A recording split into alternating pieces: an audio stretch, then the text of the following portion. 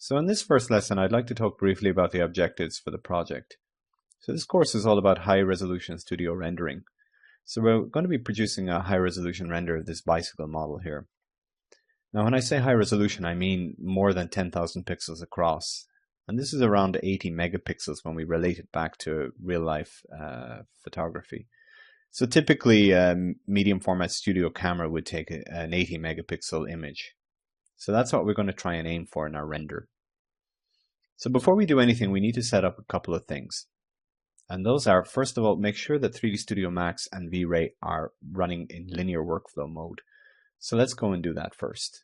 Let's go to our Customize Preferences and just make sure that Enable Gamma and LUT correction set to on and that Gamma is 2.2. Make sure also that the materials and colors are turned on. So everything is okay there. In fact, I think 3D Studio Max 2014 and newer, they're all using that as default settings. So let's just go to our V-Ray settings and make sure everything is set right there.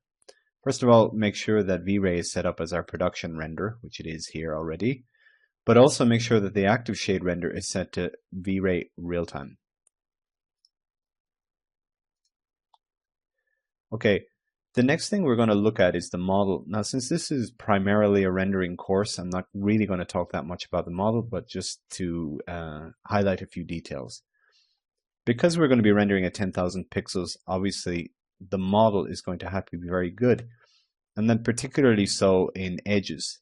Now, you might be able to get away with at 3,000 pixels having hard edges without fillets, but at 10,000 pixels, probably not. So I just want to have a closer look at some of the edges here to illustrate this point. So for instance, in this chain ring, you can see that the edges of the teeth are all filleted. So this adds a lot of detail to the model, obviously, but it's very important at high resolution because we are going to see those highlights on those edges. Also, I want to just point out that most of the model is NURMS. So while in our subdivision surfaces, the iterations for the display are set to probably 1 or 2 in most cases. You'll find that the render settings are much higher. So just be aware of that. And let's have a look at this part particularly here. And we can see that we can move around quite freely in this model because the display is set to 1, but the detail is there. So I want to just isolate this part here. So I'm going to open up this group and identify this part here, and let's have a look at it. So you can say that the display iterations are set to 1 and the render iterations are set to 3. So turn off isoline display and let's have a look at how much detail is actually there. And you can see that at that iteration, at iteration 3, there's a very dense mesh. This is what we're going to need because we don't want to have any tessellation issues at higher resolution. But obviously, to make the model interactive, let's keep that low and put on our isoline display. So most of the model is grouped logically into parts, but it's also on their own separate layers. So if we have a look at the layer manager, you can see here that the brakes are on their own layer and the cassette, chain, etc., etc. So it should be easy enough to manage. It's very important, obviously, to make sure your scene is manageable, particularly when you have a lot of parts like this. I tried to model this bicycle with absolutely every detail that's on the real bicycle. So you'll see down to the screws and the ferrules on the cables, they're all there, including threads on any parts. So it's a very highly detailed model, and that should be perfect for high resolution rendering. So that was an overview of the model and what we need to do to get started.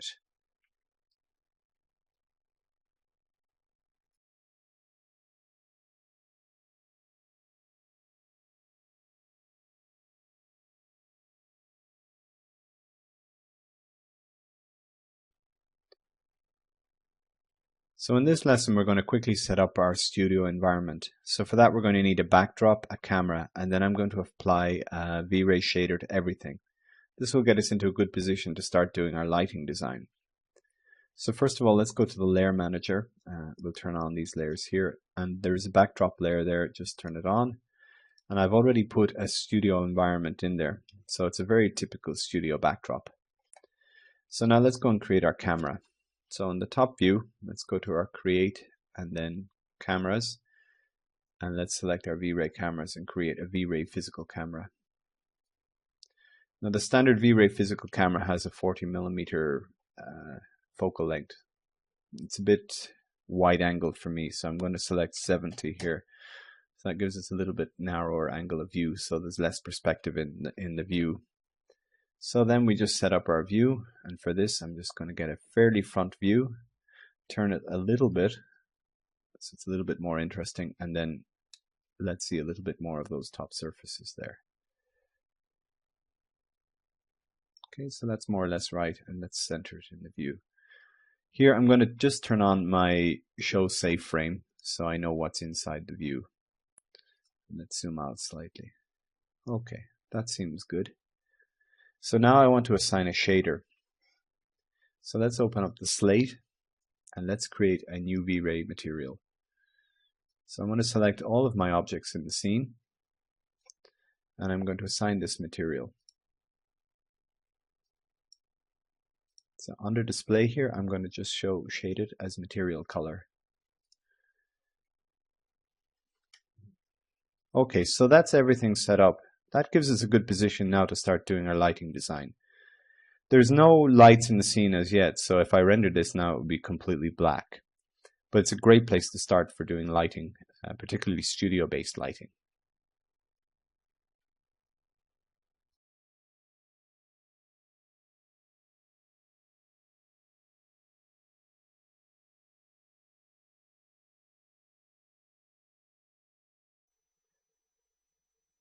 In this lesson, we're going to learn how to start working with lights.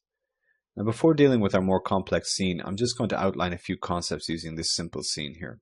Now, in order to set up a nice lighting design, it's important firstly to understand what you want to communicate, and secondly, have a defined strategy to get you started. So what we generally like to communicate at a most basic level is form and material quality. So in other words, we want the viewer to clearly understand the shape of the surface and what material it's made from. Now every product is different, so not one lighting rig will work for everything, but we can use this simple strategy to get us started. What I tend to do is break down lighting into two components, key light and fill light. So the key light will be the dominant light in the scene, and the fill light will be every other light that we place in the scene to fill in detail. So this can be other lights, soft boxes, area lights, and so on, but also ambient and environmental light. So let's have a look at our scene here. I'm going to use active shade with V-Ray real-time set up so we can get some real-time feedback from our lighting. I've already put some lights into the scene, so let's have a look and see where they are. So in the top view here, you can see that I have one light here on the left-hand side. This is our key light, so this will cast light into the scene at about a 45-degree angle. So this will help us model this surface with light. Now we'll turn that on and see what effect it has. Okay, so that you can see here, the highlight and the shadow help define what shape this surface is. Same with the sphere. So now we need to add in some fill light to fill in some of this very dark detail here. So let's go back to our top view and select this V-Ray dome light. So the first fill light I generally fill in is the ambient and environmental lighting. So I'm going to turn that on and see what effect that has here. So you can see that it's added a little bit more light here at the back. Let's put that up a little bit to see that effect more clearly. So in its most basic, this light rig is one key light and one fill light, and that can sometimes work. But it also illustrates a point that to control the mood of the scene, the ratio between the key and the fill light is very important. So we've bumped up our fill light a little bit here, so we have a very low ratio between the key light and the fill light. But if we put that back down to 0.05, you can see it's much more dramatic and the shadows are much darker. So this changes the mood completely of the image. So let's have a look at the other fill light that we are going to use, which is here on the other side. Now generally I'd put a fill light on the opposite side of the camera to the key light as a good starting point. So let's turn that on. So that fills in a lot of this detail on the right hand side without blowing out the highlight like you have with the key light. The other light that I like to use a lot is an edge light. So it's also a type of fill light, but what it will do is when we turn that on, you can see that it will define better the silhouette of the product and kind of lift the product out from the background a little bit. Now, of course, in V-Ray, you have the option to add a light color as well, so we can do that here. I'm just going to add a simple color to this edge light and make it slightly pink. Okay, you can see the effect of that. It's a bit too saturated. So it's a little bit more subtle. And then on this light here, I'm going to add a little bit more warmth. Now I can use temperature here. I use temperature a lot in V-Ray lighting. It's very useful. So I want to make it a little less orange. So I'm going to put the temperature up a little bit. So this relates really well to real life studio lighting. Now, I tend to use V-Ray lights exclusively. I don't use Max lights at all. But V-Ray lights tend to work better with V-Ray. And in the latest version of V-Ray, V-Ray 3, they have a new texture map option, which is called the V-Ray softbox. Now, I've created one of them here, and I'm going to attach it to my key light. So I'm going to select my key light here, and I'm going to attach it here under texture. So what this will allow us to do is have much more control over the V-Ray light. Currently, the V-Ray light is just one single color across the whole surface, but this V-Ray softbox texture allows us to change that. So let's have a look at our active shade and see what has happened here. Okay, so let's turn off the texture just for a second. And you can see the original highlight was long and consistent, and now when we turn on the texture again, we can see that the highlight now has a gradient on it. So let's have a look at this tool here. So you can see there's lots of options here. It's really worth looking into this. But here in this case, I've just put a simple vignette in the V direction on it. And I've also added a hotspot to the center of the light. Now you can control the fall off and the radius of this hotspot easily with these settings here. So this allows you a lot more options and a lot more realism in your V-Ray lights. So that was a quick look at the basic principles of setting up lighting in V-Ray. Now later on I'll be switching to image-based lighting with HDR Light Studio, but the same basic principles apply in both cases here.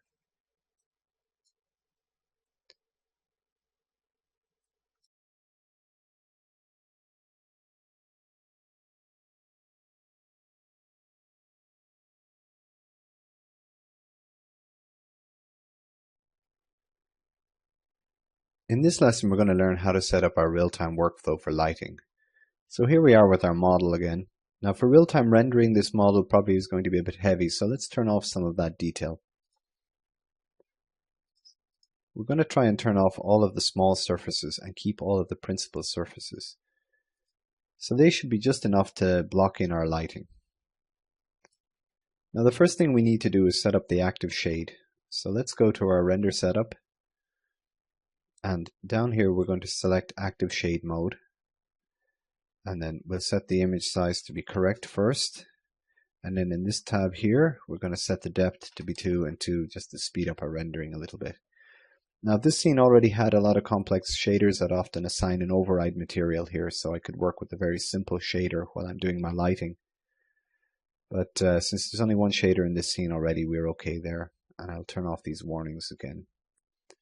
Now also while I'm here, I'm going to go back to production render mode and go to my color mapping tab here, and I'm going to set the mode to be color mapping only, because I don't want V-Ray to add an additional gamma correction to the image, because the active shade window is already controlled by Max's gamma. So with that set up, let's go back to active shade mode and let's launch the active shade window. So here it's all black because there's no lights in the scene, but you can see that the model is there. So just to see if everything is working correctly, let's just put in an environment color. So let's just set that to white, and you can see that it automatically updates in this window. So now that we know it's working correctly, let's just set that back to black. Okay, and close that down there. So we'll just minimize this for now, and then we're going to set up the link with HDR Light Studio. So the first thing I need to do is put in a light. So I'm going to put in a dome light here and make sure that it's set to spherical, which it is. And then I'm going to assign a texture. So I want to choose a V-Ray HDR map here. So I'm going to open my slate and then I'm going to drag my HDR map in here. So a couple of things I need to set here is to make sure it's set to spherical mapping type, and also to make sure that my inverse gamma is set. So in the color space, just set inverse gamma to be 0.4545, which is the inverse of 2.2. So anything coming in from HDR Light Studio needs to have this gamma correction applied. So now with that set up, we go to our utilities, and if you have HDR LS already installed, you should have this button here. If not, it's more than likely under More. So let's just hit this dialog here. And the dialog box opens here, and you see these two green ticks. The current renderer is valid and the current environment hook is valid. So the environment hook is the texture that you're after applying here. You don't need to actually apply any texture because HDR Light Studio will do that automatically. So let's start live. And if everything is okay, it'll launch. That's perfect. And let's have a look at our active shade mode. So now in our active shade, if we put in a light here, first of all, I'm going to set everything to black so that we have nothing in the scene. And just to make sure that the link is working correctly, I'm going to create a light here. So put it up here and make it a little bit wide, and you can see that that automatically updates in the active shade mode. So now that we know it's working, we can go ahead and start actually designing the lighting for this scene. So that was an overview how to quickly set up the real-time render workflow for V-Ray, HDR Light Studio, and 3D Studio Max.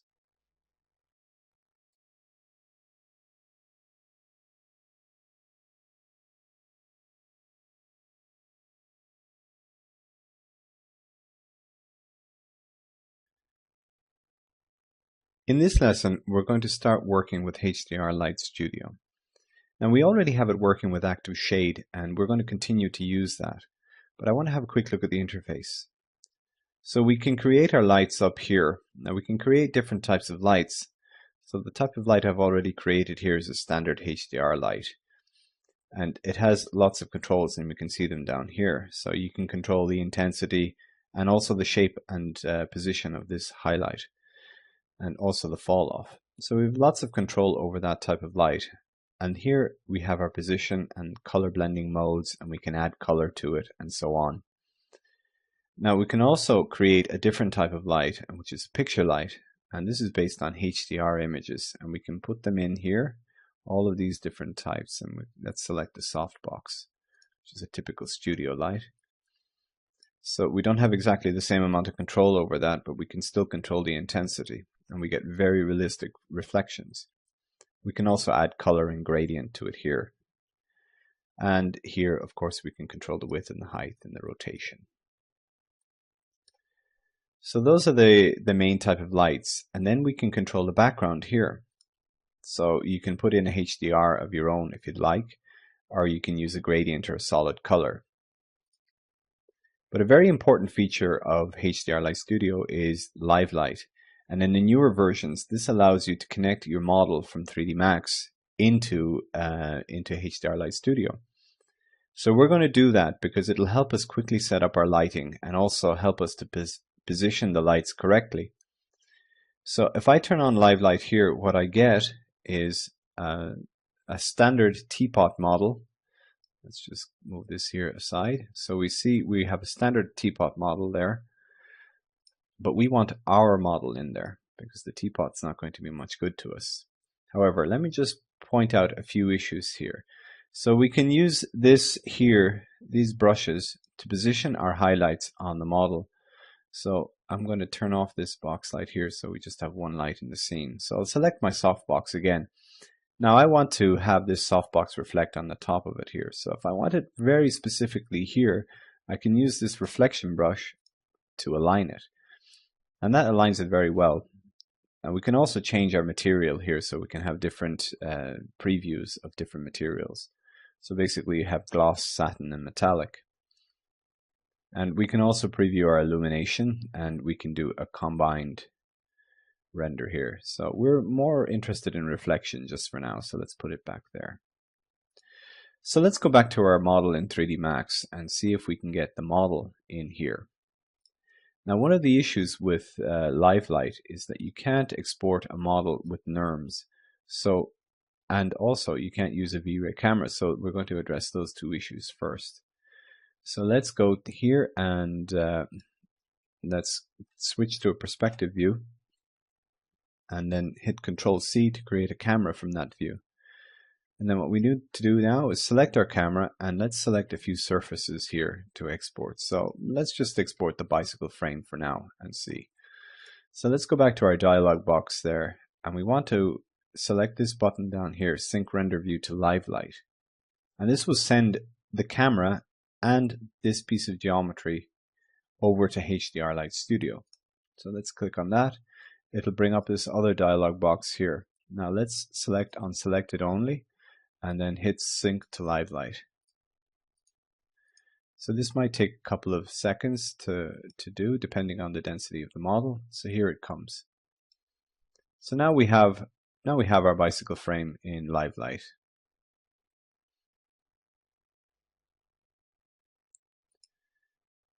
So there we go. I'm going to make this window a little bit bigger so I can see a little bit higher resolution.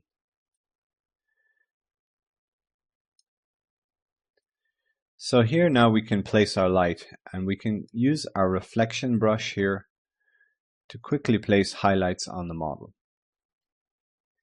So we're going to move forward here. I'm going to transfer all of the model over to Live Light now, and then I'm going to start setting up my lighting.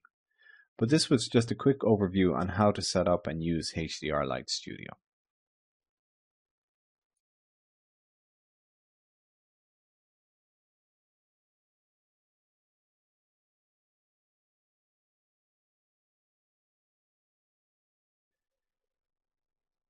In this lesson, we're going to set up the lights in HDR Light Studio for our scene. So I've sent most of my bike over to Live Light now, so there's a lot of surfaces there to work with. So the first thing I'm going to do is, this is our default scene in HDR Light Studio. So I'm going to get rid of this gradient in the background, or turn it down significantly. So I want almost a completely black environment. I don't want much environmental light at all. I want to create most of my lights with softboxes. So I'm going to turn this down to 5. So there's a small amount there, but not much. Now the first thing I need to do is to create my key light. So I'm going to go here to Picture Lights, and I'm going to select a softbox from the menu here. So let's select this one. Now you can see that in our Live Light we get extremely fast feedback from this. So we can move the light around and get almost instant feedback as to the effect in the scene. Now the first thing I want to do is define where my key light is. Now in this case, what I want to do is light up the front of the bicycle here, principally this down tube and the top tube, and maybe a little bit of this seat stay here. So let's try and do that. First of all, we'll select our reflection brush here. Let's go to the Live Light window, and it's very difficult to see right now, but if I hit in there, I should be able to center my light along that tube there. Okay, now it's a very stark highlight, so one thing I could do is turn down the amount here. Also, I want to make this a little bit bigger, so let's make it roughly about twice the size, twice the length. Make it a little bit higher as well, maybe 27. So that's giving me pretty good highlights there. And I just want to move it up a little because I want to catch the highlight here as well on the top tube. So let's go up a little bit. Yeah, you can see it's starting to come in there now. So that maybe a little bit more. Yeah, just about there. So that's actually giving me a very nice highlight along there, and it describes that surface really well and how it turns up here. So I'm just going to move it a little bit over to the right here. Okay, so that takes it off that seat stay slightly. Yeah, and runs it more towards the front here. So I'm getting here on the top of the handlebars as well a little bit of a little bit of that highlight, and also on the saddle here. So that's my key light set up. Now what I want to do also is to counterbalance that and also to highlight a little bit more of the top surface. I'm going to put a light behind the bike. So I'm going to use the same kind of light again. I'm just going to duplicate this one here, and I'm going to move it up right into the middle here so that it's reflected off of this top tube. Now because it's a secondary light, I'm going to knock down the intensity quite a bit here. Now at this stage, I often run into problems where I can't distinguish which light is which visually in the viewport. So what I try to do is assign a color to each light. So let's just put a color on this, and I'm just going to make this yellow for now. So I can see very clearly in this live light window which light is which. Now with 2 lights it's not very important obviously, but with 5 or 6 lights it becomes more important to distinguish the effect of each light. So for instance, if I add another light into the scene, any light here at all, and now I can't distinguish from which light is which. So what I try to do is set a very strong color for each light so I know which contribution is being made by which light. Now I want to do a few additional lights here first. So this is a useful one that we've actually created now. So one thing I want to do is have a light that runs down along the right hand side here, sort of an edge light to help this surface here pop out from the background. So again, I'm going to select this light, and this is a more standard light. So I'm going to, I don't want to sharp edge it, so I'm going to drop down my fall off so it gradually disappears and there's no hard edge there. So the effect of that is just like a gradient on this side. So let's use our reflection brush again, and let's go in here. I'm going to make this window a little bit bigger now so I can actually hit the right surface. I'd like to have the highlight running down along this brake lever and around here, just there along the right hand side. So maybe a little bit further out.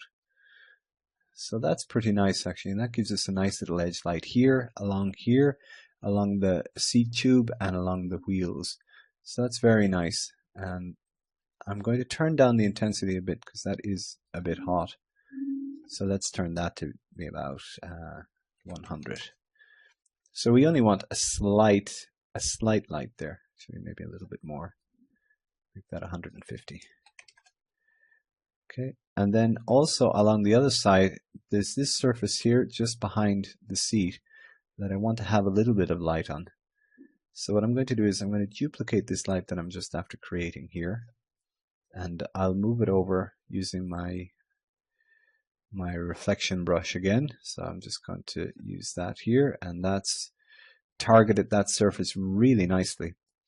So what I'll try and do is make that, both of those lights, a little bit bigger so the highlight runs a little bit higher there, and change my height there on that one, and also on the other one. I'll change the color here as well so I know what other contribution it's making to the scene. So let's just make it blue. So now you can see where that light is being is affecting other surfaces on the bike. So I'll make that a little bit less because I only want a very slight effect from that. So let's make that 100. I don't want to have a lot of very strong lights in the scene. I want to keep overall the lighting pretty simple. So yeah, that looks pretty good as it is. Now the only thing is the surfaces down here towards the bottom, and particularly here, are completely lost and they won't receive any real reflection lights. So you see this chainring here is made of titanium, and I want to have some nice reflection on that. So I'm going to add an additional, but again a very soft light, just to pick up the highlights and reflections there. So let's go to our window here again, and I'm going to create another, I'll create another circular light, and this time again I'm just going to make it a green color so I know what's happening here. And I'll reduce the fall off so it's very smooth along with the intensity. Now I know where I want it. I want it just below the key light here because I want to highlight these surfaces here, just down there, and probably down along here as well, and this surface here. So what I'll do again with my brush, I'm just going to hit this surface here so that it's in the right position. That looks pretty good. And now I want to be careful because I don't want to have it too far below my horizon line here because my backdrop is going to interfere with it. So I'll move it up a little bit and see if that, let's move this over here a little bit to see. And I'll elongate that. So, and I'll make that, I only want a very small effect here, so I'm going to put this down to about 50. So that just introduces a little bit of reflection in there. And let's push that up a little bit more. No, that's too high.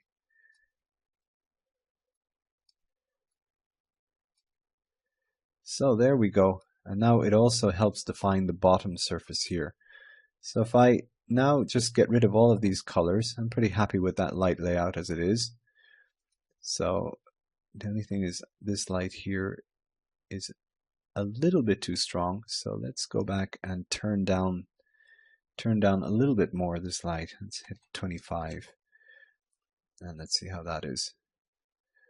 Okay, yeah, that's a little bit better. And I'm still getting some light here. So now the next thing I want to do is set all of my lights back to white. So let's do that now. Just going to select white there for that one. This one also, I want to have it slightly cool, not completely white. So I'm just going to pull down to about here. And also the red light here, I'm going to make it slightly warm so there's a little bit of warmth coming in from the right hand side there. So let's check that out in the viewport here. So let's change that color and make it slightly orange. And the top light here that's in a strong yellow at the moment, I'm just going to turn that down again. And the same thing, I want that to be slightly warm, but not very noticeable. Just a slight warmth in the light. So I'll put it down to around here, maybe make it slightly green as well. Okay, so that it doesn't look exactly the same. The more subtle this effect is, the better actually. So let's leave it at that, and let's have a look at our reflection. So that's a really good place to start from actually, and I'm pretty happy with that overall. So that's basically how we set up the lighting. Now I'm going to also have to output a render for that, so we'll cover that in the next lesson.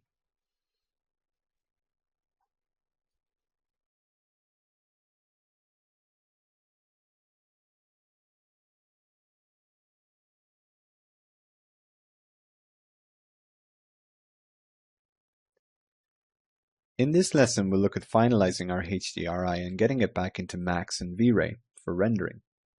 So let's close our live light for now.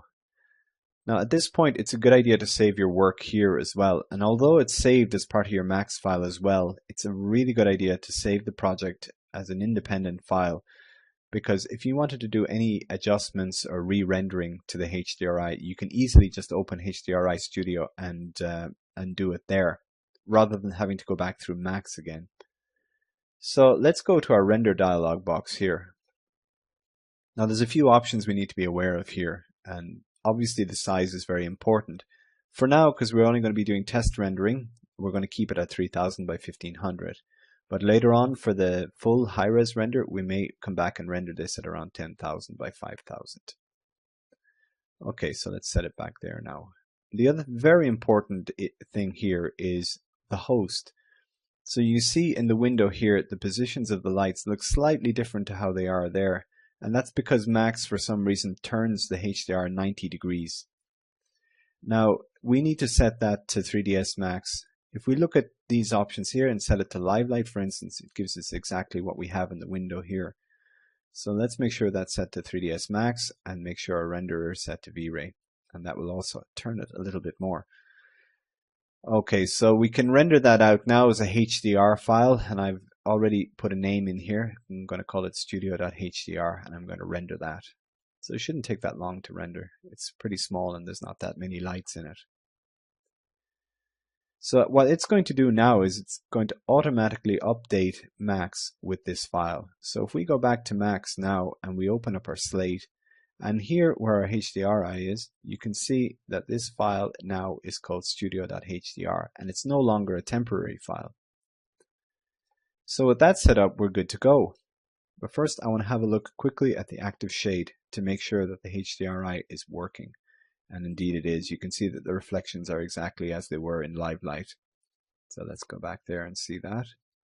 And we can compare the two, and yep, they're all okay. So now we're going to move on with doing the shaders. But that was a look at how to get the HDR image back from HDR Light Studio into Max and V-Ray.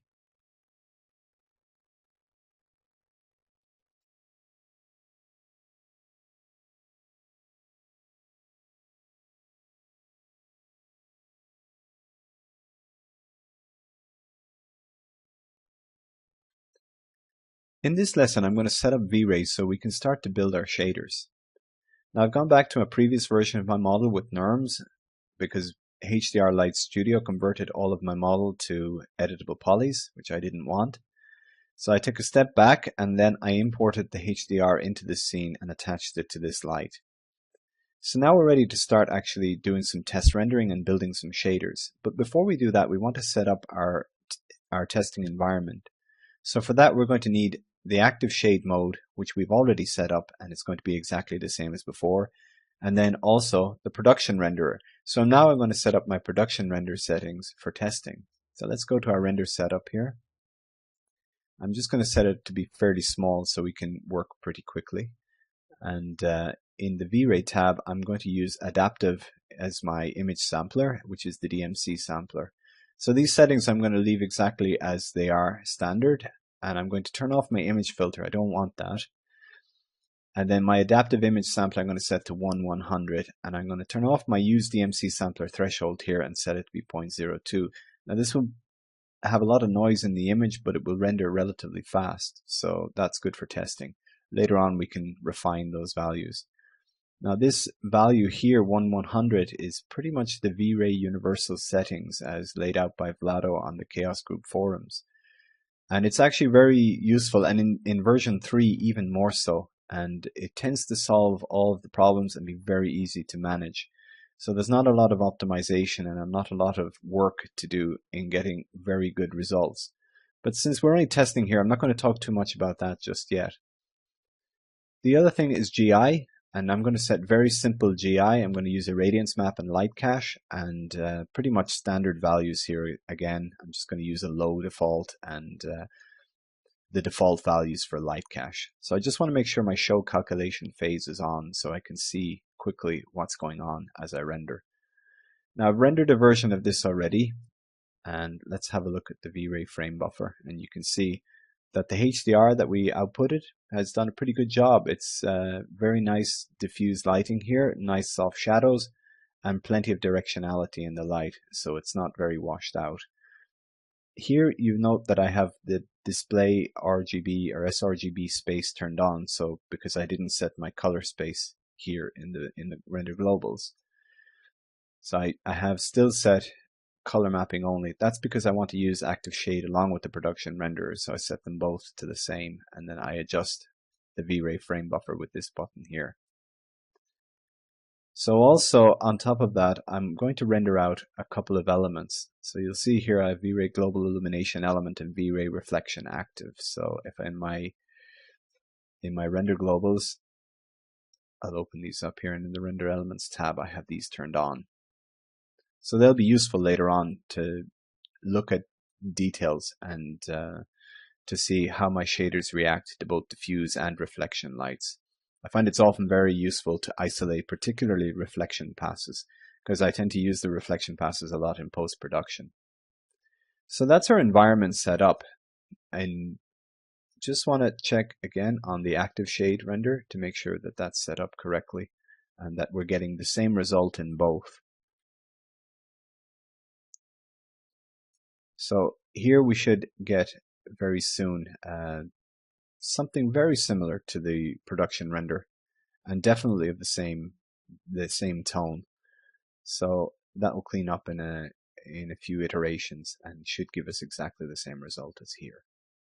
And it looks like it does indeed. So we're good to go, and now we can start building our shaders. And this was just an overlook at how to set up our initial testing environment.